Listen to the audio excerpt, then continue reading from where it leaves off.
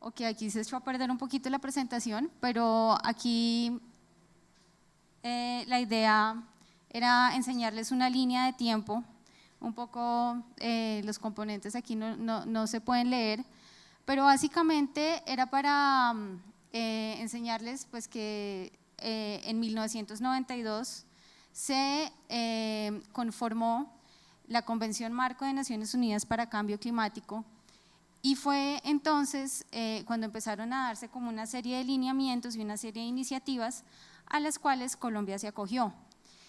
En la tercera convención de las partes son como los países que integran la Convención Marco de Naciones Unidas para Cambio Climático, se adoptó el protocolo para mitigación, que es el protocolo de Kioto. Casi que al mismo tiempo, con un poquito de antelación, con la ley 164 del 94, gracias, Colombia aprobó la Convención Marco y posteriormente, cuando se adoptó el protocolo de Kioto, Colombia también lo ratificó a través de una ley nacional. Posteriormente empezaron a darse los primeros pasos para adaptación, esto fue recién en 2001, esto quiere decir que casi a lo largo de una década, por 9 años, el tema en cambio climático se enfocó mucho al tema de mitigación de gases de efecto invernadero, es decir, como de la causa subyacente o digamos el motor principal del cambio climático. Y solo después entonces se empezó a hablar como de qué hacer frente a las consecuencias de cambio climático sobre el territorio. Y en ese orden de ideas entonces fue en el 2000, en el Plan Nacional de Desarrollo de 2006 a 2010 ya se ordenó, digamos, la necesidad de crear una articulación interinstitucional para empezar a tratar el tema. Sin embargo, en ese periodo de gobierno, solamente hasta el final, digamos ya en transición con el siguiente gobierno, se empezó a hacer la redacción del CONPES 3700, que da lugar entonces al CISClima, y asimismo en el siguiente plan de gobierno, el Plan Nacional de Desarrollo 2010-2014, se reconoce la existencia de ese sistema y también se trata las estrategias que este sistema recomienda priorizar para la gestión de cambio climático. Y aquí por último también estaba que en el 2012, en agosto del 2012 se hace el lanzamiento oficial del Plan Nacional de Adaptación al Cambio Climático.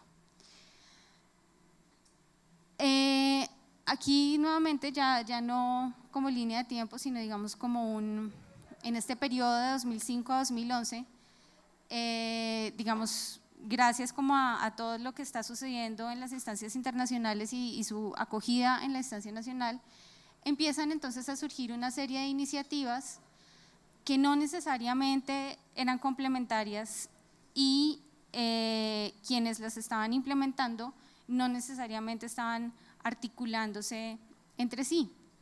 Entonces teníamos por ejemplo el INAP, que es el programa piloto integrado para la adaptación de ecosistemas, que trató componentes de alta montaña, islas del Caribe y salud humana. El Programa Conjunto de Integración de Ecosistemas de Cambio Climático, la Mesa Nacional de Educación, Formación y Sensibilización de Público sobre Cambio Climático, la RICLISA, que es la Red Interinstitucional de Cambio Climático y Seguridad Alimentaria, el Plan Regional de Cambio Climático Región Capital, que es el PRIC, la Mesa Red, la Estrategia Nacional para la Reducción de Emisiones por Reducción y por Deforestación y Degradación de Bosques, la Estrategia de Protección Financiera ante Desastres que lidera el Ministerio de Hacienda y Crédito Público, la Estrategia Colombiana de Desarrollo Bajo en Carbono y el Plan Nacional de Adaptación. Lo que sucede a continuación entonces es que en el 2011 el Consejo Nacional de Política Económica y Social, el COMPES, emite este documento de política cuyo objetivo es configurar un esquema de articulación interinstitucional que facilite y fomente la formulación e implementación de todas estas iniciativas y sobre todo, esto último es muy importante, que logre la inclusión del clima como determinante para el diseño y la planificación de los proyectos de desarrollo. Esta es entonces, digamos, la arquitectura de armonización y coordinación que se propone en el COMPAS 3700. Entonces, lo que se desea allí es que se garantice, digamos, la complementariedad tanto de roles como de responsabilidades de las entidades públicas, de las entidades privadas, en todas las instancias, nacional, regional y local. Entonces, la estructura arranca con la Comisión Interinstitucional de Cambio Climático, que vendría siendo como el órgano orientador, en donde el DNP es el coordinador y el Ministerio de Ambiente y Desarrollo Sostenible viene siendo la Secretaría Técnica. A continuación entonces están dos comités transversales que son el de gestión financiera y el de investigación, producción y comunicación de la información sobre cambio climático. Allí como secretarios técnicos están el Departamento Nacional de Planeación, más específicamente la Subdirección de Desarrollo Ambiental, y en cuanto al Comité Transversal de Información está como secretario técnico el IDEAM. Aquí están entonces sus objetivos, todo está como enfocado a orientación y armonización, y están en última instancia entonces los comités técnicos. Hay un comité técnico para asuntos sectoriales, uno para asuntos territoriales y otro para asuntos internacionales. Cabe mencionar que en el caso del Comité Técnico de Asuntos Internacionales no solamente es como una coordinación, digamos, desde lo nacional, entre por ejemplo el Ministerio de Relaciones Exteriores y los demás ministerios que tienen oficinas de asuntos internacionales, sino también en el sentido de que todas las posiciones nacionales deben estar articuladas con las posiciones internacionales y viceversa.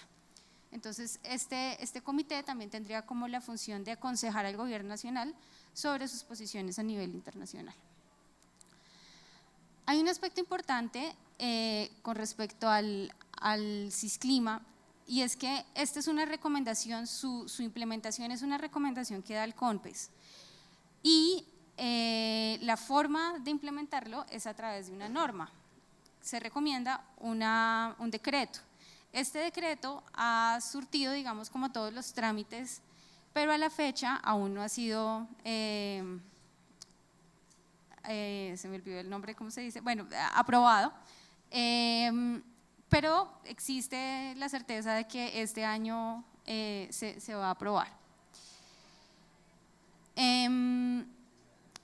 La idea entonces, cuando les mostré como todo este grupo de iniciativas, que de pronto ahí se quedaron algunas por fuera, pero quise por lo menos poner las principales y más reconocidas, se hace como una priorización, digamos, de todas esas cosas que estaban pasando, y la idea es que entonces el CISClima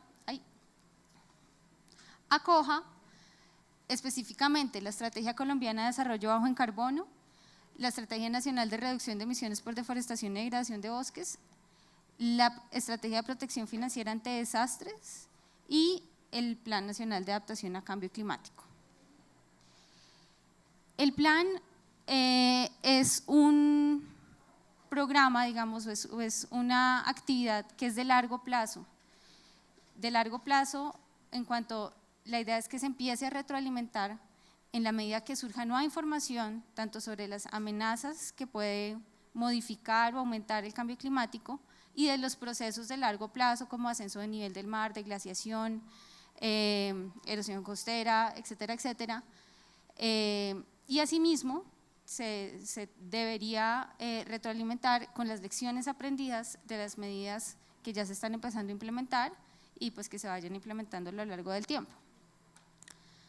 En ese sentido entonces, el objetivo del PNAC, que está definido en el COMPES 3700 y que acoge el Plan Nacional de Desarrollo del actual gobierno, es reducir el riesgo y los impactos socioeconómicos asociados a la variabilidad y al cambio climático en Colombia. Para esto entonces están estos 3 objetivos específicos, que son generar un mayor conocimiento sobre los riesgos, un componente de conocimiento muy fuerte, incorporar la gestión del riesgo climático en la planificación del desarrollo sectorial y territorial, y disminuir la vulnerabilidad de los sistemas socioeconómicos y ecológicos ante eventos climáticos. Como les decía, el PENAC es un plan de largo plazo y en ese sentido se definieron 4 fases que tienen ventanas de trabajo de corto, mediano y largo plazo. Esas fases entonces, si bien digamos tienen una lógica en cuanto a su numeración, no necesariamente quiere decir que no nos podemos, estando en la fase 4, volver a la fase 1. Sino que digamos que en la medida que se van adelantando diferentes iniciativas, cada territorio y cada sector va a su propio ritmo, digamos se van surtiendo estas etapas. Otra cosa importante es que el Plan Nacional de Adaptación somos todos, básicamente, así como en su momento lo reconoció el Sistema para la Gestión del Riesgo de Desastres. En este sentido, si bien existe una coordinación nacional del Plan Nacional de Adaptación, que somos 4 entidades, el Ministerio de Ambiente y Desarrollo Sostenible, el IDEAM, la Unidad de Gestión del Riesgo de Desastres, y el Departamento Nacional de Planeación, también son parte las entidades territoriales, las corporaciones autónomas, el sector privado, los ministerios de los diferentes sectores económicos, y por lo tanto digamos que hay como unos roles diferenciados. En el caso de los coordinadores, nosotros hemos enfocado, o se enfocaron digamos los 2 primeros años de trabajo en esta primera fase conceptual y metodológica.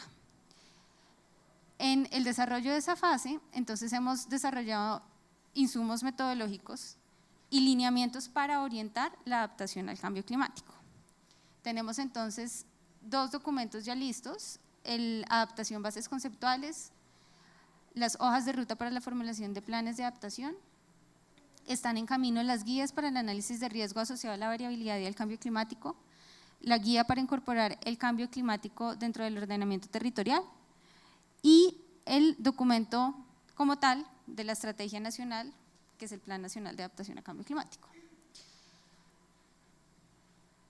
Este es el ABC, la Adaptación Bases Conceptuales. Allí se brinda un contexto de dónde sale, digamos, el Plan Nacional, que ya más o menos se los presenté.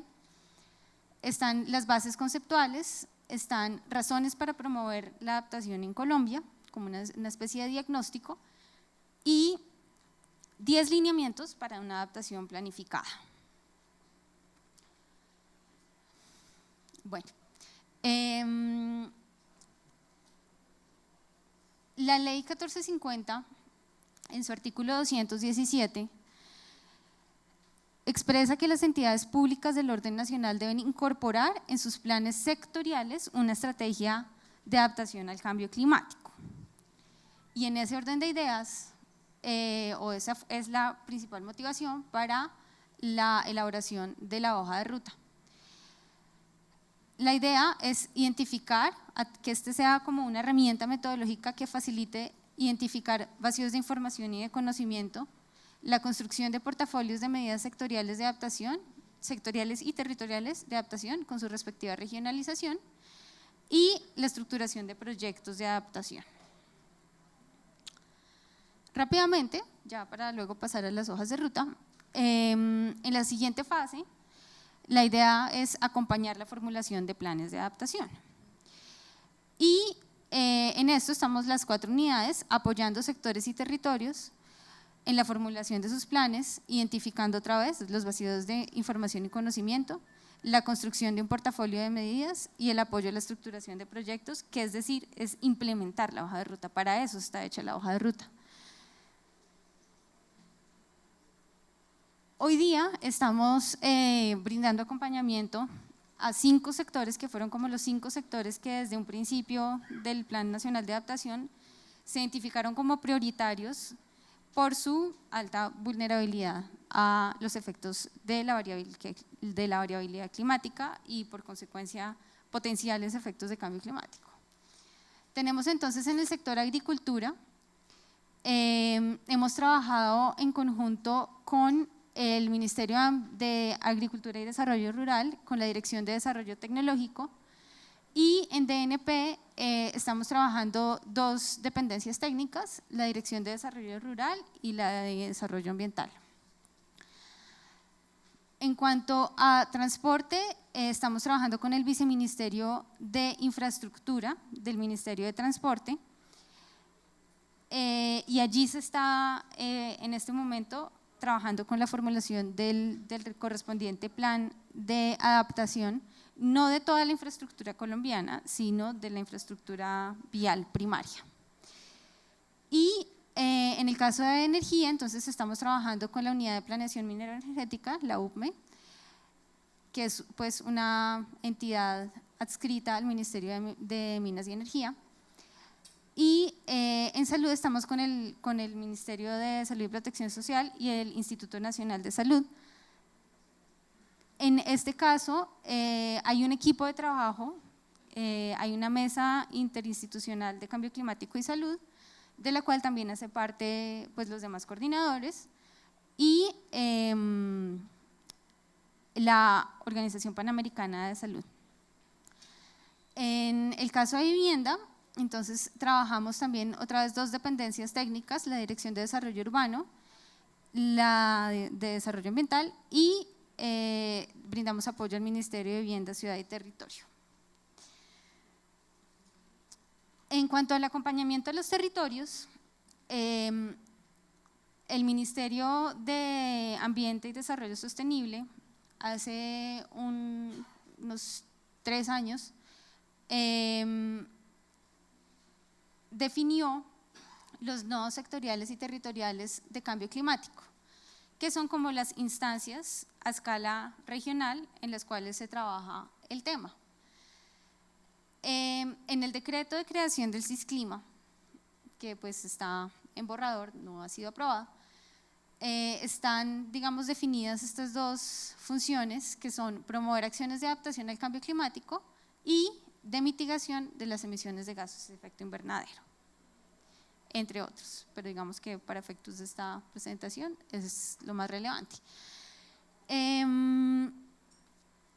En la tercera fase, entonces, tenemos la implementación de medidas, una vez formulados, digamos, como las estrategias de adaptación, y allí la idea es entonces implementar las acciones de que cada sector y territorio haya definido de acuerdo con sus procesos de priorización propios. Y el objetivo entonces es que las políticas, programas y proyectos priorizados a nivel nacional cuenten con todas las entidades que promueven la implementación del Plan Nacional de Adaptación. Y por último, una fase de monitoreo y reporte, en donde se haga justamente ese proceso de retroalimentación que yo les contaba, que es como actualizar conocimientos sobre amenazas y riesgo climático, evaluar las principales iniciativas de adaptación y monitorear y reportar el desempeño del Plan Nacional de Adaptación a Cambio Climático, no solamente para efectos digamos, de que los proyectos o los planes, digamos, a una mayor escala, entiendan qué se puede mejorar o qué se puede modificar o qué se debe continuar, sino también porque en muchas ocasiones existen fuentes de financiación que exigen, digamos, unas buenas prácticas de monitoreo y evaluación de las medidas de adaptación. Entonces, digamos que desde un principio el enfoque es tener esto en la visión de largo plazo, de corto y mediano plazo también. Entonces, ya entrando en materia de la hoja de ruta, quise traer a colación estas dos cosas, digamos, para tenerlo de referencia. Muy seguramente esta presentación algunos de ustedes las querrán consultar posteriormente, y son el principio orientador que motiva la formulación de la hoja de ruta y su objetivo. Entonces, aquí simplemente voy a leerles rápidamente el objetivo, que es orientar a los sectores y territorios para la formulación de acciones de adaptación al cambio climático adecuadas a sus necesidades, cuyos responsables y mecanismos de evaluación y monitoreo se consignen en el marco de planes de adaptación sectoriales y territoriales. ¿Cuál es el nivel de detalle de la hoja de ruta? Entonces tenemos diferentes capacidades de adaptación, diferentes necesidades de adaptación y circunstancias particulares en cada sector y territorio. Estamos aquí hablando de una guía que debe aplicarse tanto para el Ministerio de Agricultura como para el municipio de Huasca. Entonces, digamos que tiene que ser un instrumento amplio. Y en ese sentido, está construida en diferentes pasos que pueden ser utilizados y ajustados de acuerdo a necesidades y especificidades de los sectores y los territorios. Brinda lineamientos para conocer el riesgo climático, utilizando, digamos, o siguiendo orientaciones que no dependen del tipo y de la cantidad de recursos financieros o humanos, es decir, es muy flexible, brinda diferentes opciones o pone sobre la mesa diferentes opciones. Busca incorporar variables climáticas en los instrumentos y procesos de planificación, se tiene eso en cuenta desde una primera etapa, apuesta por medidas de adaptación gana-gana y apunta a fortalecer la capacidad para prever efectos y prevenir riesgos climáticos. Estas son las 5 etapas, digamos, principales de la hoja de ruta. Aquí hay algo importante y es, nuevamente, se buscaba que este instrumento fuera muy flexible y que reconociera que hay muchos territorios, hay muchos sectores que ya tienen adelantados ciertos pasos o ciertas instancias para la adaptación. Hay muy seguramente territorios que pueden estar implementando ya medidas de adaptación, pero que no necesariamente tienen una gestión de información sobre cambio climático específicamente. Entonces, en reconocimiento de eso, estas etapas, si bien están numeradas, si bien siguen como un orden lógico, no necesariamente desconocen que esto tiene una utilidad, tiene un valor y digamos, debe continuarse en el tiempo, sino que al contrario, como que abarca, digamos, todos los pasos de una manera integral. Entonces, ya entrando en materia de la hoja de ruta, aquí lo que están son como unas preguntas orientadoras de cada uno de los pasos de cada etapa. Aquí estamos en la etapa 1, que es la preparación y planificación. Básicamente lo que se quiere aquí es como identificar para quién estoy haciendo este plan o esta estrategia de adaptación, sobre qué región geográfica, sobre cuáles elementos del ámbito se van a considerar, y por eso traje ahorita a colación el tema del Ministerio de Transporte. Inicialmente se quería hacer un plan de adaptación para el sector transporte, y eso es infraestructura, eso es operación, eso es un pocotón de cosas. Y como sabíamos que teníamos que partir, digamos, de unas bases, de un sustento válido de con qué información contamos, qué es para nosotros una amenaza, qué es el cambio climático que nos implica, se empezó a acotar un poquito justamente esto. ¿Cuáles son los elementos dentro del ámbito que se van a considerar? Entonces pasamos del sector transporte al sector infraestructura, y luego dentro del sector infraestructura no quisimos coger fluvial, férreo, vial, sino que dijimos cojamos vial, y dentro de vial al mismo tiempo empezamos a identificar una serie de circunstancias que llevaron a solamente abarcar el sistema vial primario. Pero eso no es como, uy no, pero esta gente que locha a la que se dedicó, sino eso es reconocer hasta dónde tengo yo capacidades, cuál es la información que tengo, y sobre todo, si vamos a empezar a hacer esto, hagamos con poquito, pero hagámoslo bien, muy bien hecho. Y en la medida que haya unas lecciones aprendidas allí, muy seguramente va a ser mucho más sencillo empezar a abarcar cada vez ámbitos más amplios. Por otra parte, entonces, tenemos entonces como un segundo paso, articular con otros instrumentos de planificación. Entonces, esto más que articular, ya como haga la articulación, es más bien como identifique con qué instrumentos de planificación haría falta articularse. Entonces, ¿cuáles son esos instrumentos de planificación o políticas que orientan la gestión del riesgo y la gestión ambiental del sector o territorio? ¿Cuáles son los lineamientos que deberían incorporar aspectos de adaptación dentro de esos instrumentos de planificación? En tercer lugar, hacer un mapeo de actores y sus capacidades. Nuevamente, fue lo que, por ejemplo, sucedió en transporte. ¿Cuáles son las funciones requeridas para la formulación de ese plan? ¿Cuáles son los actores que tienen competencia? ¿Con qué herramientas, recursos económicos, recursos humanos, entre otros, cada una de estas entidades puede participar, o cada uno de estos actores, porque también podemos estar hablando de sector privado? El cuarto paso es identificar la información de base para formular el plan. ¿Qué necesito? ¿Qué información existe? ¿Qué puedo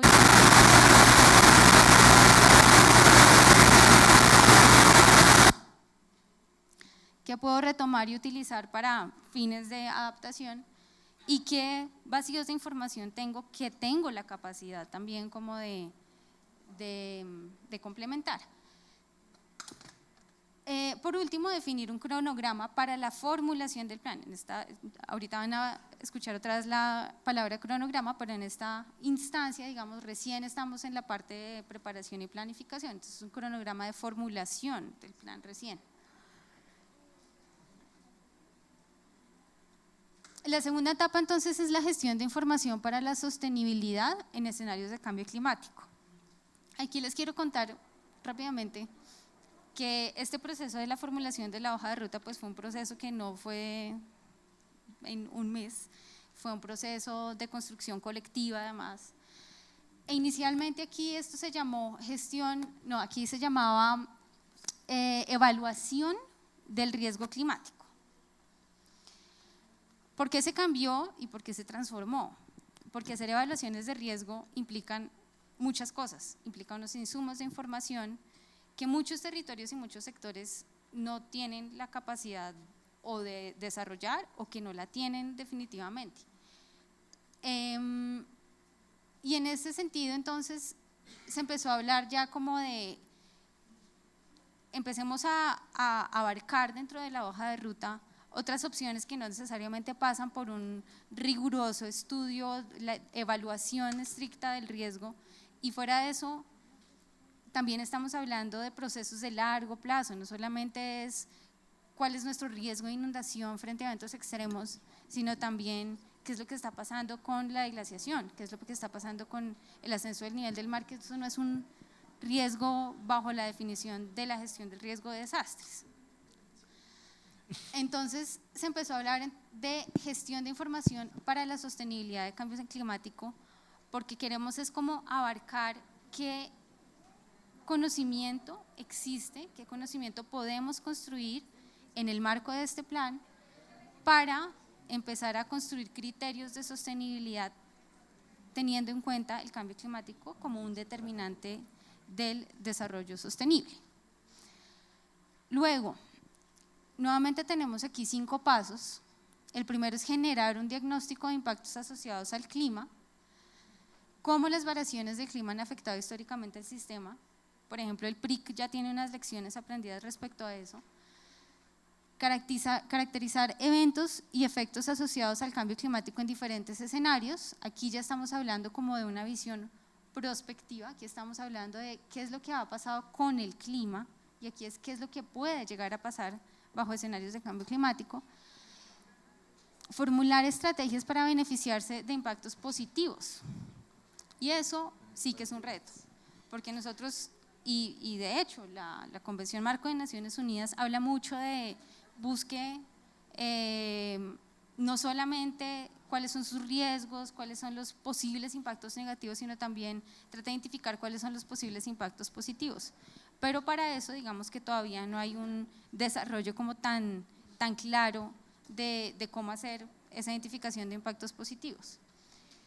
Sin embargo, aquí la pregunta orientadora es ¿qué condiciones se deben reunir para beneficiarse de ciertos cambios que ya estamos viendo, procesos de cambio climático? El cuarto paso es desarrollar análisis de vulnerabilidad. Entonces, ¿cuáles son esas características del sistema expuesto que exacerban las posibles consecuencias negativas o positivas, faltó ahí, qué fortalezas y o debilidades tienen los actores del sistema para que puedan facilitar o dificultar la adaptación. Son preguntas orientadoras nuevamente, porque a veces como que uno se confunde, ¿qué es esto de vulnerabilidad? Sí, qué tan sensible es uno, qué tan capaz es de recuperarse, pero a veces falta como aterrizarlo y pues allí hay en la hoja de ruta, pues en el documento, como una serie de orientaciones y unos instrumentos que ya existen a nivel internacional. Hay muchas guías para identificación de vulnerabilidad que pues se pueden consultar ya para entrar a lo específico. Luego está evaluar el riesgo asociado a la variabilidad climática y el cambio climático. Este es un paso que obviamente nuevamente ya requiere un cierto nivel de información. Y básicamente lo que se quiere contestar allí con ese conocimiento del riesgo es qué posibilidad hay de que el sistema sea afectado por eventos y efectos asociados al cambio climático, de qué forma y en qué magnitud. Tenemos entonces en la tercera etapa la identificación y priorización de medidas de adaptación. Entonces, con base en todo lo anterior, ya podemos empezar a decir, bueno, listo, si mi riesgo es de inundación, entonces mi resultado esperado es que, pues que no me inunde.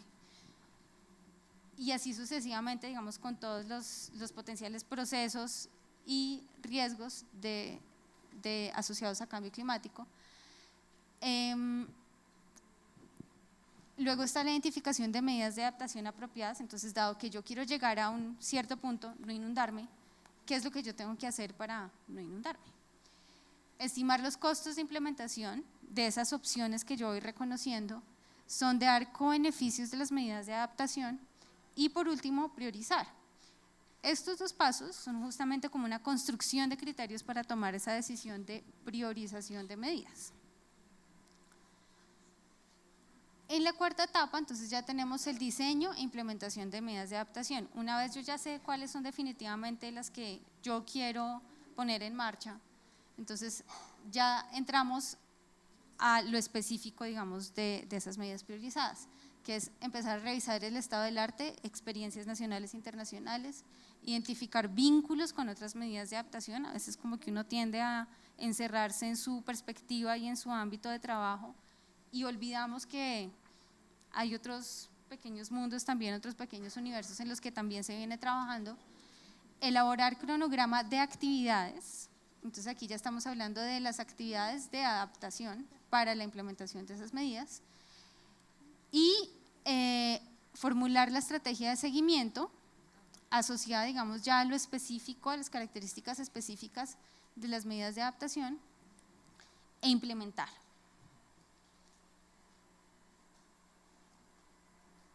Aquí hay una cosa importante y es que este paso es anterior a la implementación, esto de formular la estrategia de seguimiento. ¿Por qué? Porque cuando yo empiezo a implementar ya tengo que tener claro cuál es el seguimiento que le tengo que hacer a cada acción que estoy desarrollando. Y por último, la etapa de evaluación, de seguimiento de evaluación de medidas de adaptación, que es empezar a construir la línea base, hacer una evaluación intermedia, a realizar ajustes al proceso, que esa es como parte de la razón de ser de un seguimiento y una evaluación, evaluar el impacto final y recapitular lecciones aprendidas. Entonces, con eso concluyo la presentación y entonces se pasa a las preguntas. Gracias.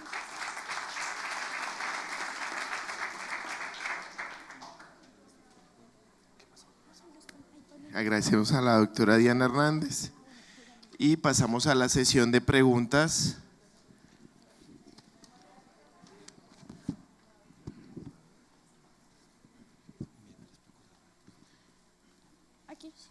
Le recordamos que estamos en transmisión en vivo, pueden ingresar a sus contactos desde la página de CAEM, www.caem.org.com, y en el link de novedades encontramos transmisión en vivo. ¿Preguntas? Buenos días. Ven, tengo una inquietud en la forma como el Departamento Nacional de Planeación articula todos estos temas del sistema del Plan Nacional de Adaptación con los planes de inversión que maneja la Unidad de Inversiones Públicas. ¿Qué mecanismo tienen ustedes para que los proyectos de inversión que centraliza la Unidad de Inversiones Públicas del Departamento Nacional de Planeación, que vienen de todas las entidades públicas y de todos los niveles territoriales, estén conformes o no sé si eso lo recogen en el Banco Nacional de Proyectos o cómo es el mecanismo? Eso es una pregunta. La otra es como una observación y de pronto esperar su comentario, porque pues viendo este sistema tan complejo, lleno de muchísimas instancias y conocedores de que en los últimos 15 o 20 años se han desarrollado en 1000 herramientas de planeación lideradas por el Departamento Nacional de Planeación, nos preocupa ver que, por ejemplo, en el plan de desarrollo actual parece que adoleciera de una cierta esquizofrenia, porque mientras hay una serie de locomotoras para el desarrollo, que no más la imagen de las locomotoras no tienen, son exactamente contrarias a lo que se piensa en un plan de adaptación. No sé cómo hace el Departamento Nacional de Planeación para emitir un plan de desarrollo con esas características una vez que ha incorporado este Plan Nacional de Adaptación. Gracias. Bueno, pues con respecto a la primera pregunta, justamente la Subdirección de Desarrollo Ambiental es la encargada de hacer la revisión de los proyectos que aplican al BEPIN. En esa medida, pues somos nosotros quienes hacemos las recomendaciones y retroalimentación de los proyectos que aplican a los recursos del Presupuesto General de la Nación. Y en ese sentido es como un proceso de retroalimentación continua entre las partes, para que justamente se siga, digamos, una lógica de acuerdo con lo que se está establecido en el Plan Nacional de Adaptación. En cuanto al tema del Plan Nacional de Desarrollo, justamente ese es el rol del Departamento Nacional de Planeación, y somos muchas dependencias técnicas. Hay una dependencia de Minas y Energía, hay una dependencia de Agricultura, y nuestro trabajo es justamente coordinar y complementar en cada uno de los temas. Nosotros trabajamos, digamos, de la mano con todas estas dependencias que son como cabeza o hacen parte del sector al cual pertenecen las locomotoras, y trabajamos de la mano para justamente incorporar aspectos de adaptación, de mitigación, en general de desarrollo ambiental sostenible, tal como lo dice el nombre de la dependencia para la que trabajo. Sí, buenos días. Diana, una pregunta relacionada también con una presentación de ayer. Ayer había un ejercicio interesante de Cartagena, pero era evidente que en ese ejercicio se notaba que en el país hay una carencia de un ordenamiento costero, y de hecho no solamente en Cartagena sino en Santa Marta, la prueba del puerto de Santa Marta es una prueba fehaciente de que no hay ordenamiento costero, y digamos que muchas de esas infraestructuras de gran nivel se están desarrollando sin contar ni con la planificación del cambio climático, ni inclusive con evaluaciones de sostenibilidad hechas en las regiones. Seguramente si se hubiera escuchado a Corpamac en su momento, ese puerto obviamente no existiría y no existirían los problemas de la Drummond que hemos visto recientemente. Pero la pregunta es centrada específicamente en lo siguiente: hay una cosa que ya es a nivel general del país, y es que se generó una frustración con los planes departamentales de agua. Su implementación ha sido muy difícil. Para quienes no lo recuerdan, los municipios a través de los consejos ignoraron importantes recursos para el tema de agua potable y saneamiento. Pero eso, digamos, eso fue en el gobierno anterior, tuvo muchos problemas hasta el punto de que este gobierno tuvo que replantearlo. Ante esta frustración, no se dio la oportunidad para fortalecer a través de la gestión del cambio climático todos estos temas, porque realmente hay una articulación, lo que decía la persona que preguntaba anteriormente. Si hay un SINA y hay un SINA regional, ¿por qué no articulamos esos temas y lo vamos descentralizando para que lleguen a los territorios y la comunidad, que es la que conoce también la problemática, pueda fluir ahí con sus aportes más eficientemente? Esa es una inquietud ahí. De acuerdo. Bueno, ahí hay dos aspectos importantes que cabe mencionar.